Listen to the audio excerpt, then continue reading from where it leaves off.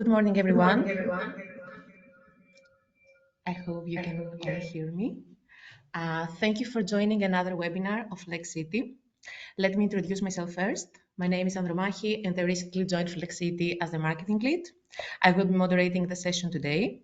So welcome again to our webinar about unlocking the potential of your energy assets. Today, our own experts will delve into the upcoming CRM auction, share insights, and guide you through maximizing opportunities in the market. Let me introduce you to our speakers. Lien, our account manager for Flexcity, and our CRM expert, Pierre Lippens. I would also like to inform you at this point that this webinar is being recorded. Of course, we will send you the recording of the webinar afterwards. Before we kick off the webinar, feel free to ask all your questions in the chat box that you see on the right of your screen, marked with a question mark. In today's session, we're going to dedicate the last 15 minutes to answer as many questions as possible. But due to time constraints, as you can imagine, we might not be able to answer all of them. But we will follow up with the answers via email after the session. So if we are all ready, let's get started. I give the floor to Lien. Thank you very much. Thank you. Welcome, everybody. I'll put my sound on. Yeah. Good morning, everyone. Welcome to this webinar. I'm happy to see that many of you have joined us today.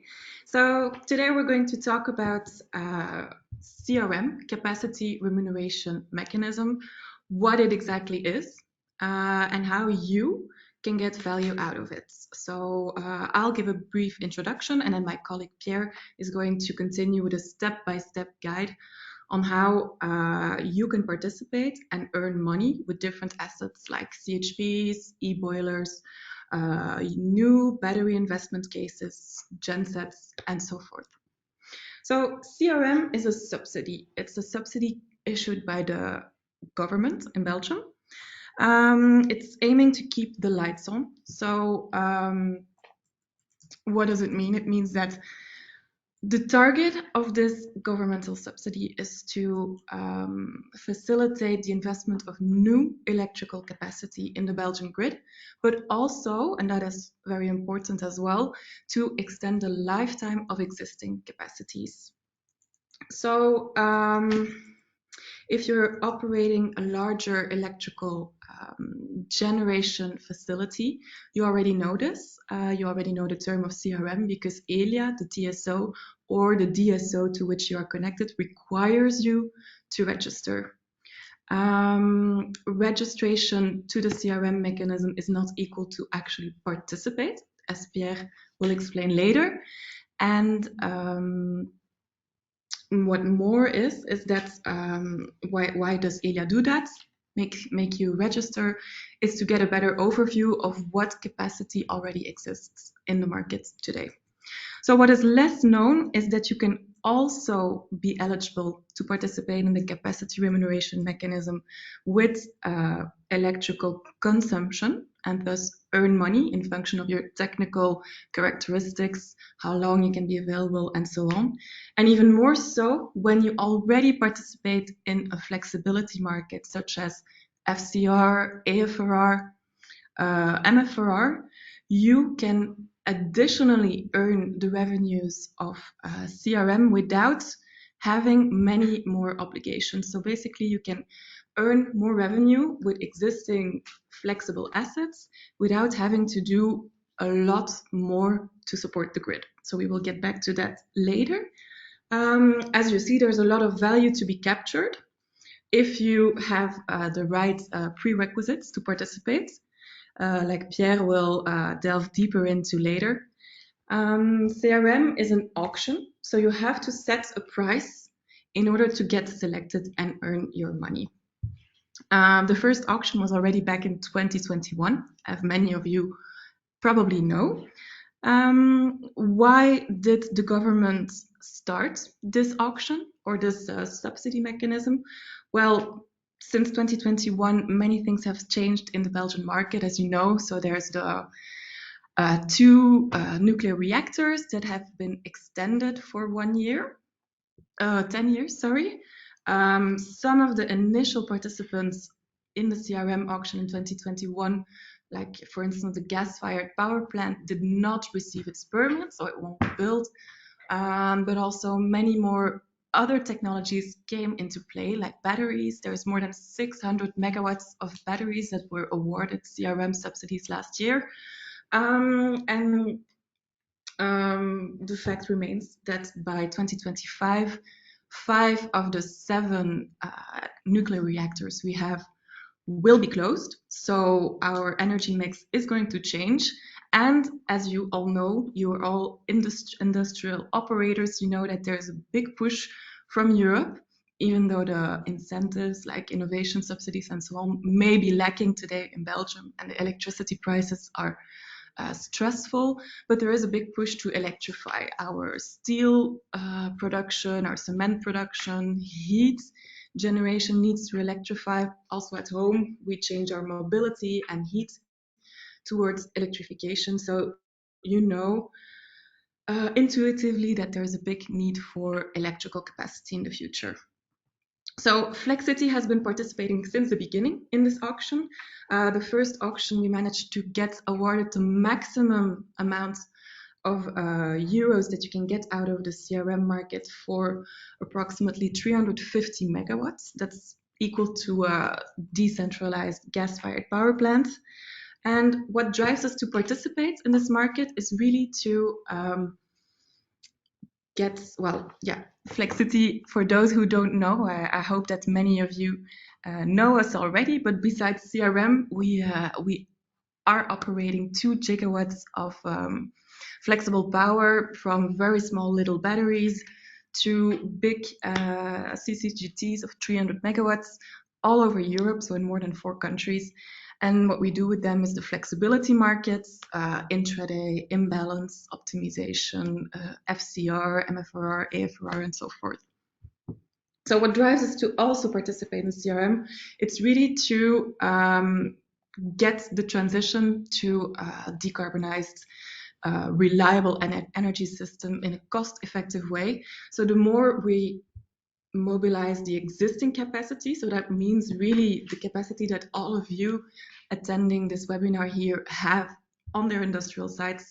If you mobilize what is already existing, we will have to build less new projects that maybe in 10 years become irrelevant because of the fact that they're fueled by gas, for example, natural gas. So that's what we really aim to get more value out of what's there already.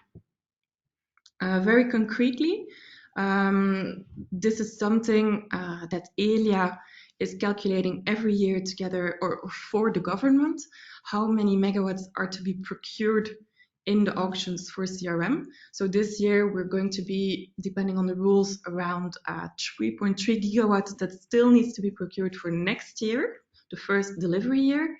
And for 2028, so in 4 years, there's another auction that will take place today. Pierre will go deeper into that later. There's another 6.5 gigawatt to be contracted. And interestingly there is that last year it was 5.5 gigawatts. So there's 1 gigawatt of additional capacity that is required in the future. So it really shows the stress that the Belgium system is in. Here, concrete numbers. So today, this number changes every year, so every auction. We can get up to 27,000 euros per derated megawatt for existing assets. That is on top of your ancillary services, remunerations like MFR, AFR, and so on. Of course, this is a maximum depending on how long can you support the grid in terms of hours, and when can you do so. That is for existing assets.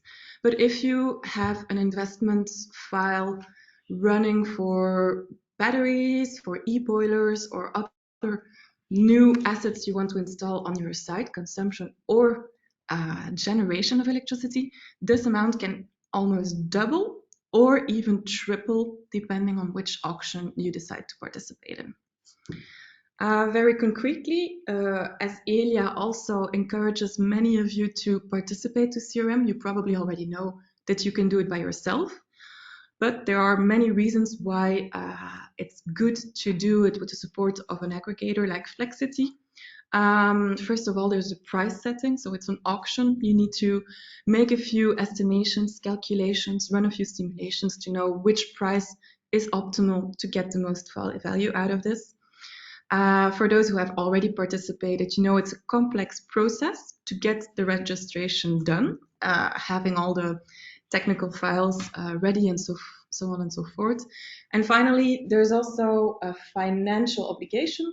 You need to put down more or less half of the budget that you will earn for the time between now, when you register, and when you will deliver. So which can be either in 1 year for the year -1 auction, or in 4 years for the year -4 auction. And this is something that Flexcity can also take on, so that you don't have to block money in a financial bank guarantee, which facilitates the process as well.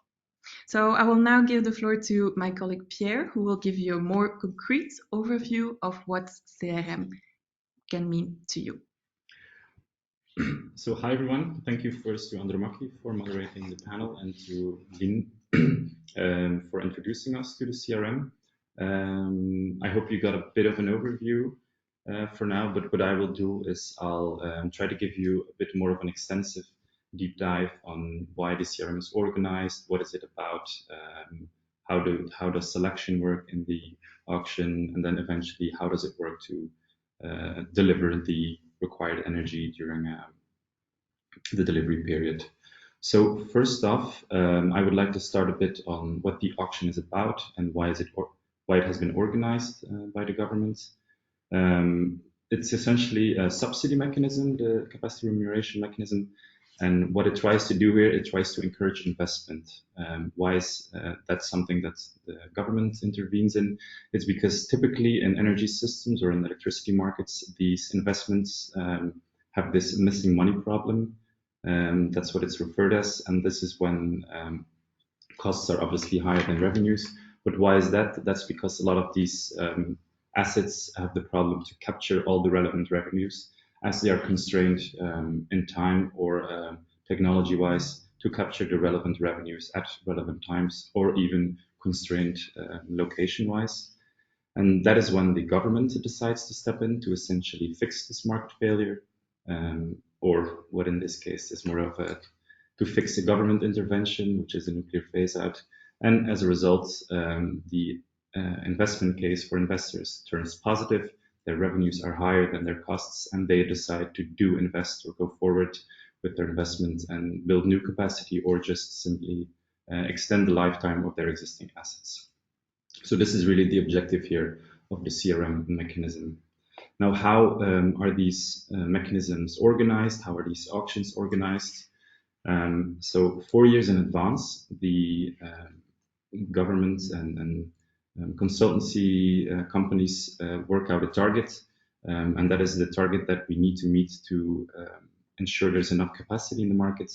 And then then an auction is organized 4 years in advance to give investors the time to on their strategy and to build new capacity. And then there's also an auction organized 1 year in advance, because as we then get closer to the delivery periods, we are more certain about certain parameters and the adequacy needs and so forth. So, and then the hope is that with these two auctions, enough capacity will be supplied during the delivery period.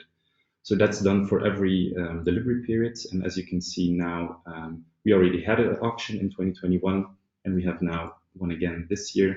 But this is a bit of a special year because this is the first year that we have two auctions, one for next year and one for the delivery period of 2028. So this is a bit of an overview on how adequacy is met. We had the auction in 2021, and now there's still some additional capacity that needs to be procured in 2024. And then we hope to have enough capacity in the market by 2025, November 2025. Maybe it's important to note here that the delivery period starts from November until the end of October the next year, as it starts in the beginning of winter. Now a bit more of a granular look at how this what this process looks like. It's essentially the same for the year -1 or the year -4 auction in terms of pre-qualification and auction results. Now it's important to understand here what this pre-qualification means. This pre-qualification is essentially a way of Elia to make sure that your capacity is relevant, is adequate, that it will be, that it's has the right conditions, and that all those conditions are met. And then if you are pre-qualified, that is decided by Elia, then you can go further and bid yourself into the auction, of which you'll get the results on the 1st of November 2024. But the hard deadline here is pre-qualification. So this is an important date to keep in mind, because by then you need to be pre-qualified or have submitted your pre-qualification files. Now you might be wondering, am I eligible to participate? Who can participate? Do we participate on the same grounds? What are my conditions? And this is what I'll try to explain to you a bit more in the next slides. So we have a sort of a decision tree here, and this is what the process looks like, whether or not you want to pre-qualify or bid yourself into the auction or are eligible to participate. First off, you of course need an electrical resource here. This could either be consumption, production, or storage assets. And it needs to be larger than 1 megawatt. It needs to be larger than 1 derated megawatt, but that is something I'll touch upon later in this presentation. And of course, you cannot receive other subsidies because you can't have it both ways. You need to decide to get other subsidies or simply the CRM subsidy. And then there's just one more distinction to be made, and that is your type of asset. As my colleague Lien already explained, you're also eligible to participate with a consumption asset. And then you can decide to pre-qualify or to participate later on in the auction. But there's an important distinction to be made here, and that is that a production asset has a mandatory pre-qualification. What does this mean? That means that this production asset needs to submit information on his production asset, whether or not it will be available, even though it might decide not to participate in the auction. Now you might wonder, why is this mandatory for me? Well, this is done because Elia, who's instructed by the government, Elia wants to know whether or not you are if you have capacity in the market and whether or not they should take that into account in their calculations. It's also important to note that if you fail to do so, we've had some new clients who in the past failed to register or failed to pre-qualify and now are subject to a penalty. So this is something we take care of at Flexcity to make sure that this is in order. And also there's a broader condition, and that is CO2 emission limits. That, of course, needs to be taken into account as well. Now, I'll go further with some examples to make it a bit more tangible here. So a lot of our clients have a combined heat and power, a CHP asset, and this is a production asset.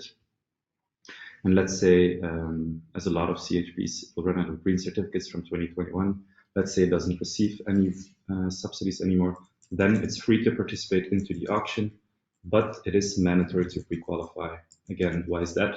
That's because Elia wants to map the landscape or the electrical landscape in Belgium. Or as some of our clients also have emergency generator, think of hospitals or large institutions. Again, a production asset, but the problem here is that this is a very polluting asset and it does not meet the CO2 threshold. Therefore, it is not allowed to participate in the CRM auction. And then batteries are this new asset which have been procured with over, I think, 600 megawatts, was it, like my colleague mentioned. Let's say you want to build a new battery, then you are also free to participate in the auction. But as it is a new build, you are not obliged to pre-qualify as the capacity is not there yet, and your decision to maybe build the asset is dependent on whether or not you are selected. So these are just three broad examples, but there's many more to cover. So let's say you have been selected into the auction and the delivery period nears.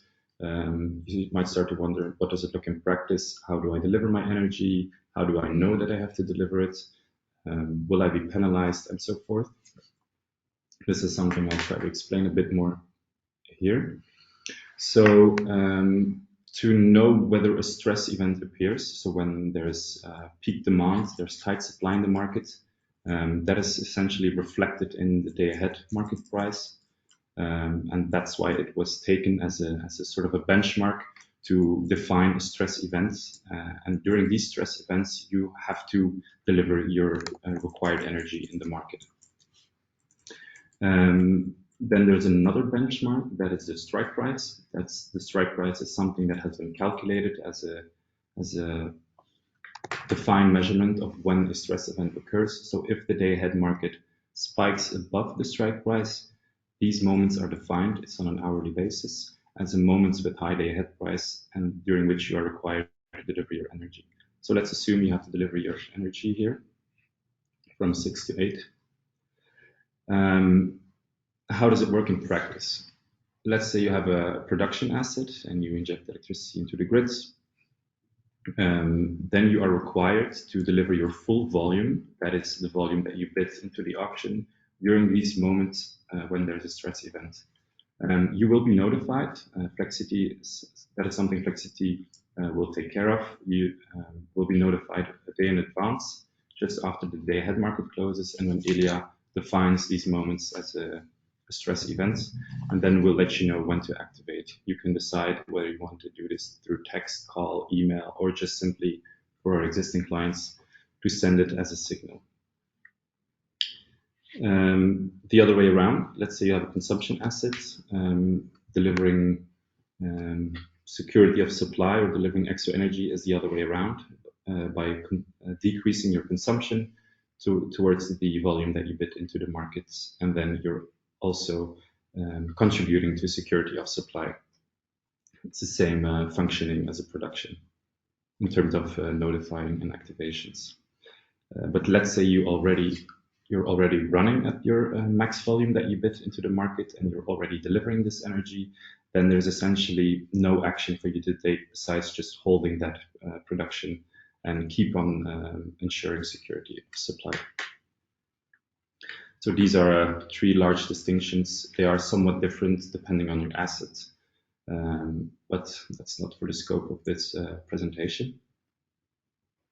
Now, this is something that's interesting for our clients here, as a lot of our clients participate in ancillary services. Ancillary services at Flexcity, we do AFRR and MFRR. And of course, you cannot have 2 obligations at the same time, because you might be asked to deliver energy for ancillary services and for CRM. And therefore, Elia has made a distinction. That is, if you are selected in these ancillary services, you're only required to deliver to these signals or for these services.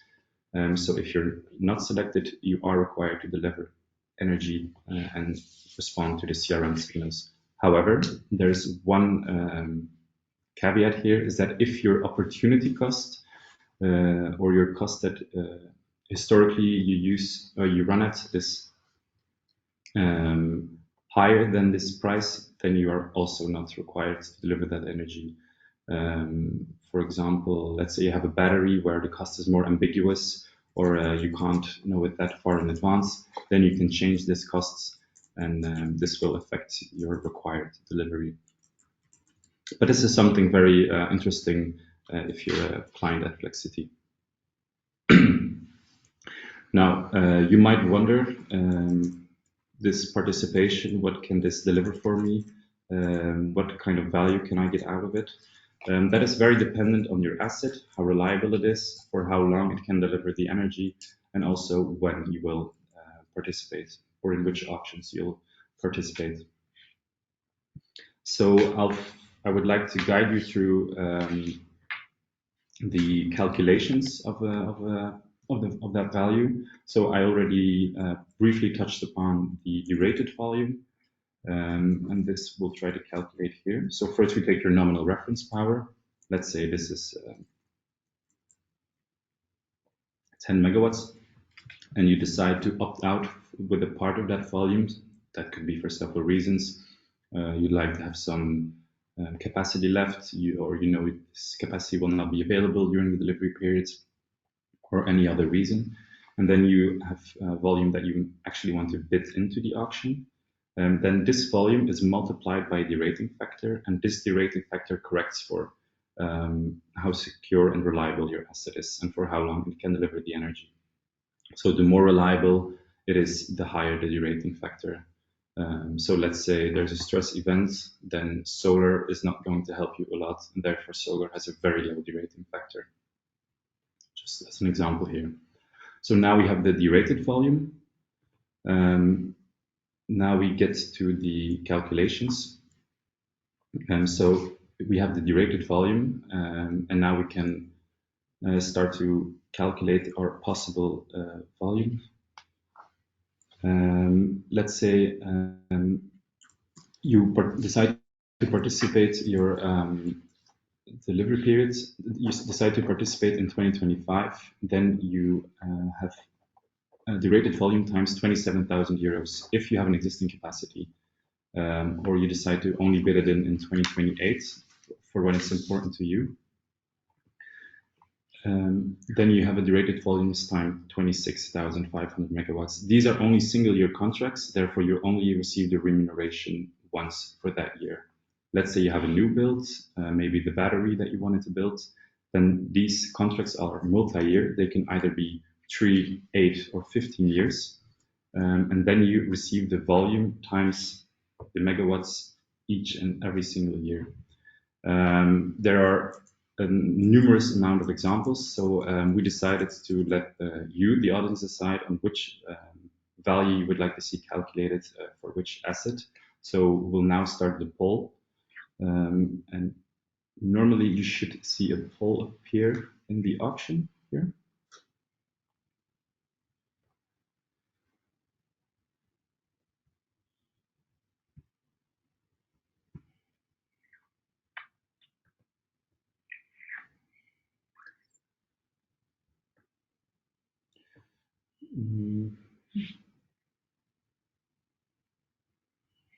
So we'll give you a minute to answer the poll.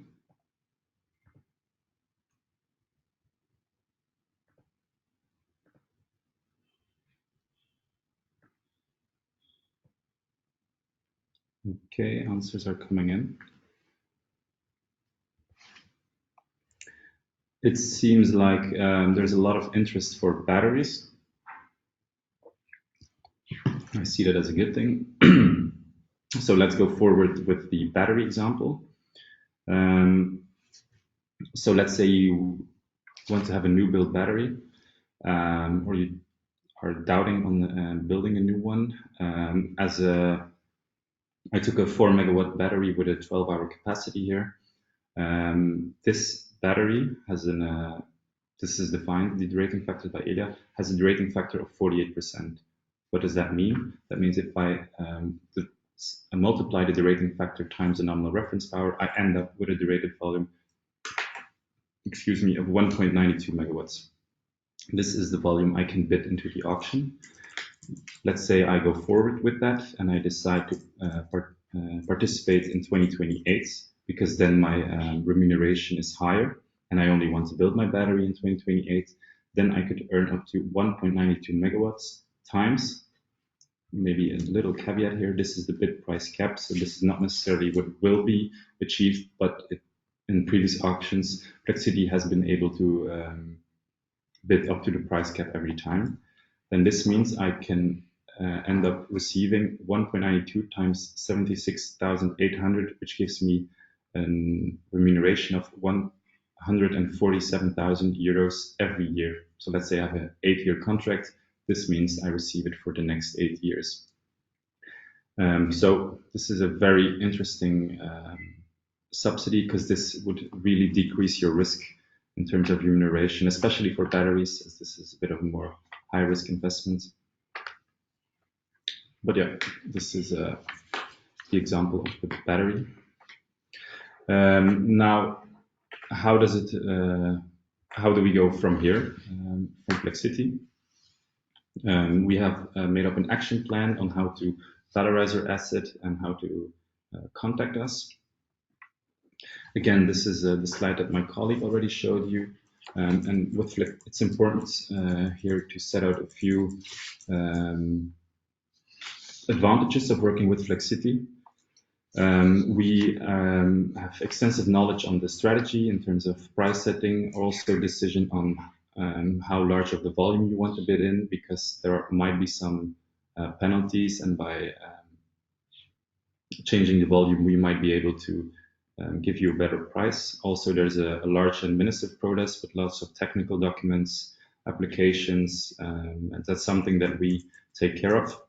And then the third one is also an important one. This is the technical engagement. Let's say you have an outage or you have an unavailability, then you are subject to penalties. But as Flexcity has a large pool already selected into the CRM, you most likely will get a better secondary market deal through us. And we have this portfolio effect, you could say. And then also the financial engagement. It's an upfront cost. It's a lot of capital. It might be a lot of working capital for you. But the way we do it already with our existing clients is that we use some of our revenues to provide this bank guarantee, such that the client does not have to provide this. And all of this is an easy integration into our current agreement on flexibility services. To remind you again of this hard deadline is 15th of June, by which you have to be pre-qualified. If you're not, then you're not eligible to participate. So let's get in contact as soon as possible and try to pre-qualify you before this deadline. Now, these are the three important steps that we would need from you. You would, of course, need a contract, as we do take on some risk for your asset as well. And this financial security obligation, which I just explained. And then the necessary documentation. Again, this is a whole process, but this is something that Flexcity has experience in providing and providing to the clients. I think we'll now move forward to the questions part. I hope you do have a lot of questions, or if not, then it means everything was clear. But I'll now let my colleague Lien go through the questions and see which one we decide to answer first. So after our speakers' presentations, a big thank you to them for the great insights. We'll now move to the Q&A session. As already mentioned, we have 15 minutes for any questions you might have for our speakers. And of course, if questions come up for us after the webinar, please feel free to reach out to us via email and we'll follow up with all our answers. So I give the floor to Lien now to answer the questions that I see on the chat box. I see you have lots of questions, so let's go through them. Thank you, Andromachy.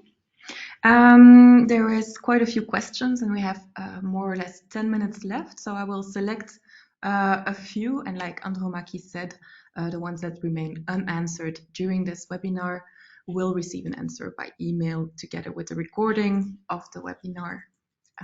Yes, maybe also important, there's if you want to get a more concrete idea of what potential you have on your site with your electrical consumption, storage, or generation facility, you can fill in a form that Flexcity will provide to you as well by email later, and we will be able to give you a better estimation.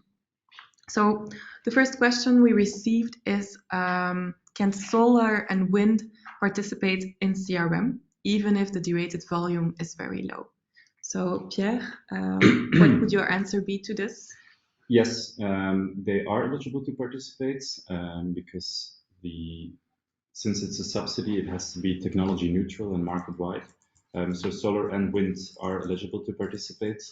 But as previously mentioned, I think I mentioned solar, it has a very low derating factor. Solar has about 1%, but in theory, you could, if you just have a solar park with capacity of 100 megawatts, you could then bid in 1 megawatt into the CRM.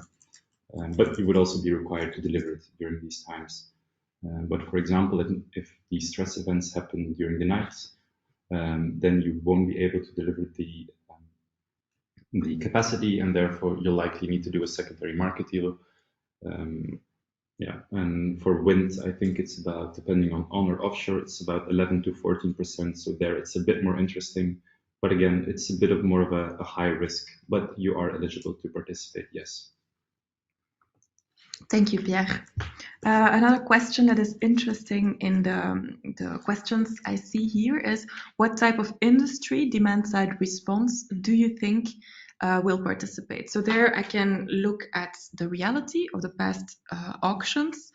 Flexcity, for instance, has participated with electrolysis assets, be it to create HEL or to create other types of refined metals. We have compressors, so from industries, food industry that need to cool things, compressors that can be shut down. These are examples of demand side management that can participate, as well as if you have, for example, an electric arc furnace that runs 24/7, that is something that can easily contribute to the CRM capacity mechanism. Another question I see here about the use case of the battery. So the question is, a 4 megawatt storage facility, can it respond to a 12-hour SLA? That is a question, Pierre, you might be willing to answer. Yes. And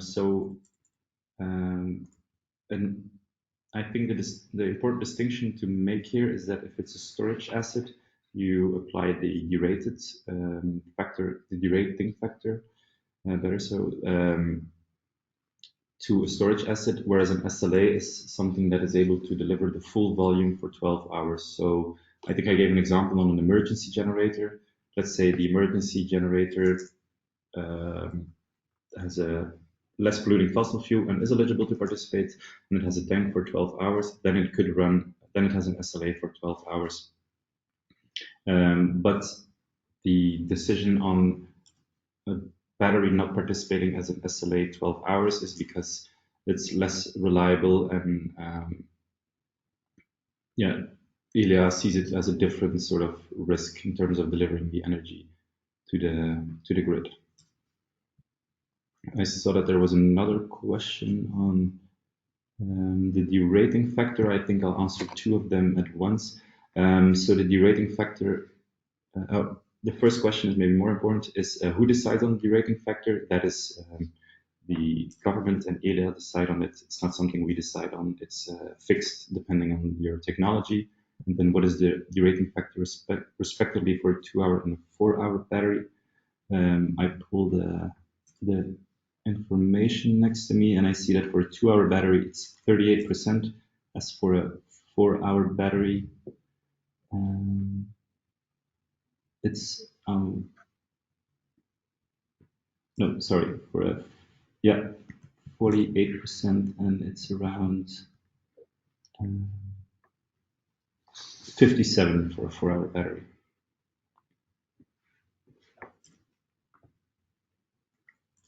Good, thank you, Pierre. Another question I see here is, isn't it risky to bid at the price cap? So because there are chances not to be selected, and how do you estimate, and I assume you mean Flexcity, at what bid you should be valued? Pierre, can you explain our bidding strategy a little bit? Yes, so what we first do is we try to we do a calculation on how many capacity we saw that was already in the previous markets available during the previous year, and how much capacity will be available in the next auctions. And indeed, that is a risky strategy, but if we're certain that there will be an undersupply, then we most likely will be selected in the auction at the full price cap. So yeah, it just really depends on the expectations of the amount of volume in the market. Good question. Yeah, maybe to add there, we have a whole framework to make those calculations, taking into account the market situation, the previous CRM results, the derating factors that also change year to year and thus affect the capacity that is available and needed in the future. So it's really an exercise that we do every year to see how much we should ask for the portfolio of virtual capacity that we have at Flexcity. I will answer a practical question. So someone asked if the CRM payments can be received before the delivery to pay, for instance, for the works of installing a new asset. And there, that is not the case. So if you have, let's say, 1 megawatt for which you will receive the 27,000 euros, you will only start receiving that as a monthly fee from the moment that the delivery period starts. So if you participate in the year -1 auction this year, which has to be done before the 15th of June, for the delivery period of next year, 2025, starting in November, you will only start to being paid from November 2025. If I may select a question, I saw an interesting question here. And the question goes as follows. If we want to participate with a battery to CRM, but also to FCR and AFR, will Flexcity optimize on which market to valorize the asset to maximize the revenues? Can we adapt the capacity, which is bid along the year on a weekly or daily basis? First, I'll answer the second question. No, you cannot adjust the capacity. What you can do is you can change this cost to run. I think I mentioned it in the slides. For a battery, it's so ambiguous, and therefore you can change it up to, I think, 20 minutes in advance. But yes, Flexcity will optimize in which markets to capture value, depending on which market is most valuable. Maybe in addition to your explanation, as long as you are selected in a reserve market like FCR, you don't have any complementary obligation for receiving the CRM revenue. So in those moments where you are selected in FCR, AFRR, MFR, depending on what you choose to participate in at that moment, or Flexcity chooses for you, you don't have to react to any other signals sent by CRM. So that is an advantage of combining the value streams of those different markets. I see that we've reached our time, so we will close off the session. I will let Andromache do that.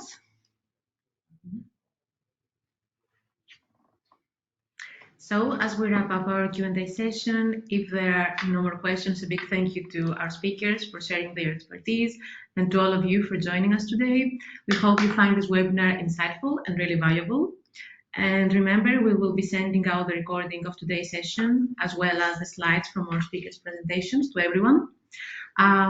In that case, I would like to ask that if you want to discover your CRM potential, we're excited to help you unlock opportunities.